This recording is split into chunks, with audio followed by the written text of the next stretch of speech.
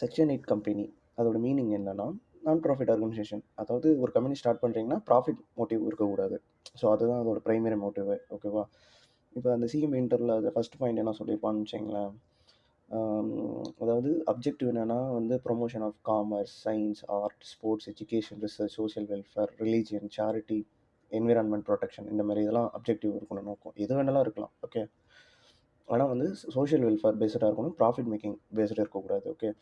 In case நீ profit make பண்ணனா அது வந்து நீ பண்ண அப்ஜெக்டிவ் அதுக்கு தான் யூஸ் பண்ணிக்கணும். ஃபார் எக்ஸாம்பிள், இப்போ நான் ஒரு கம்பெனி ஸ்டார்ட் பண்ணி என்ஜிஓ ஸ்டார்ட் பண்ணியிருக்கேன். ஸ்டார்ட் பண்ணி நான் வந்து சோஷியல் ஐ மீன் என்விரான்மெண்ட்டை பாதுகாக்கிறேன்னு சொன்னால் அதுலேருந்து ப்ராஃபிட் வந்துச்சுன்னா அந்த என்விரான்மெண்ட் பர்பஸ் தான் யூஸ் பண்ணணும்.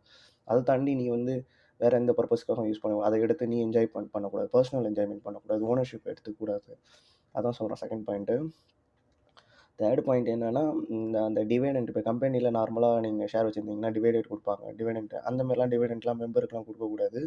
இன்கேஸ் சென்ட்ரல் கவர்மெண்ட் வந்து ஸ்பெஷல் அப்ரூவல் கொடுத்துச்சுன்னா என்ன பண்ணலான்னா, இப்போ ஃபார் எக்ஸாம்பிள் செக்ஷன் 8 கம்பெனி தான் ரெஜிஸ்டர் பண்ணியிருப்பாங்க. பட் ஆனால் லைபிலிட்டி லிமிடெட் கூட இது பண்ணிக்கலாம்.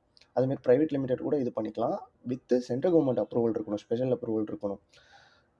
ஓகே. அதான் இதில் என்ன ஒரு அட்வான்டேஜ்னா, நீங்கள் லிமிடெட் இல்லைனா ப்ரைவேட் லிமிடெட் நீங்கள் அந்த மாதிரி ரெஜிஸ்டர் பண்ணால் கூட நீங்கள் வந்து ஃபார் எக்ஸாம்பிள் ஏபிசின்னு இருக்குது என்ஜிஓ.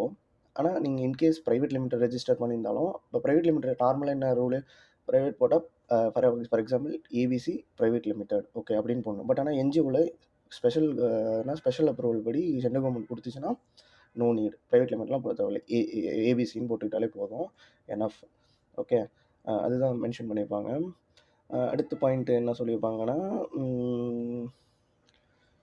சச் கம்பெனி ரெஜிஸ்டர் இந்த ஓகே. அது எல்லா என்ன சலுகை இருக்கோ என்ஜாய் பண்ணலாம். ஓகே. அதேமாரி இப்போ ஃபார் எக்ஸாம்பிள் கம்பெனி அந்த இதில் ரெஜிஸ்டர் பண்ணிவிட்டு திரும்பிலாம் ஆல்டர் பண்ணக்கூடாது. ஃபார் எக்ஸாம்பிள் இப்போ நான் என்விரான்மெண்ட் ப்ரொடெக்ஷன் பண்ண போகிறேன் அப்படின்ட்டு திடீர்னு போயிட்டு நான் கம்பெனியெல்லாம் அதை சேஞ்ச் பண்ணக்கூடாது. அப்படி பண்ணக்கூடாது. ஆக்சுவலி அப்படி பண்ணால் சென்ட்ரல் கவர்மெண்ட் வந்து ரிவோக் பண்ணிடும். அதுமாரி ஃப்ராடு அந்தமாரி பண்ணாலும் ரிவோக் பண்ணிடும் சென்ட்ரல் கவர்மெண்ட்டு. அதுதான், வேறு ஒன்றும் இல்லை. நான் ப்ராஃபிட் வந்து ரெஜிஸ்டர் வந்து ட்ரஸ்ட்டு கூட பண்ணுவாங்க. சொசைட்டியில் கூட பண்ணலாம். நான் சொல்கிற மாதிரி private public I mean sorry private limited or limited under section 8 அது ரொம்ப இம்பார்ட்டண்ட். ஓகே. வேறு என்னென்னா இதில் என்ன ஒரு பெனிஃபிட் இருக்குன்னா, உங்களுக்கு வந்து சிஎஸ் அப்பாயிண்ட் பண்ண தேவையில்ல, கம்பெனி செக்ரட்டரி அப்பாயிண்ட் பண்ண தேவையில்ல, மேண்டேட்டரி கிடையாது. அதுமாரி ஜென்ரல் மீட்டிங்லாம் ஒன்றும் ஹெல்ப் பண்ணணும். ஐ மீன் ஜென்ரல் மீட்டிங் வந்து பழைய இதில் 21 டேஸ், பட் இங்கே 14 டேஸ் ஆக்சுவலி நோட்டீஸ். அப்புறம் வேறு ஒன்றும் இதில் பெருசாக ஒன்றும் இல்லை. அதுமாரி டேரக்டர்ஸும் மினிமம் மேக்ஸிமம்லாம் எந்த ஒரு இதுவும் இல்லை. அவ்வளோதான் அது.